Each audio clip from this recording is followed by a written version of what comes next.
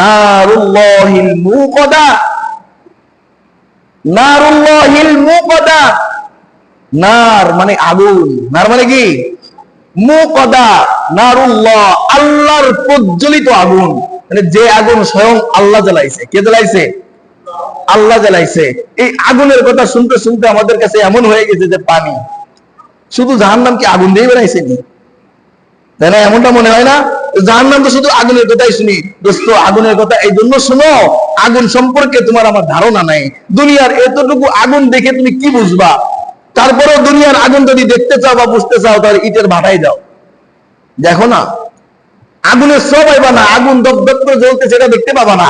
কিন্তু আগুনের তেজে, আগুনের পাওয়ারে মাটিগুলো পুড়ে লাল হয়ে গেছে, আগুনের রঙে রং হয়ে গেছে। দোস্ত, একবার ভাটাই যে, ইটের ভাটা গোড়ায় যে একটু মুখটা খুলে দেখে এসো, যে চুলা দিয়ে আগুন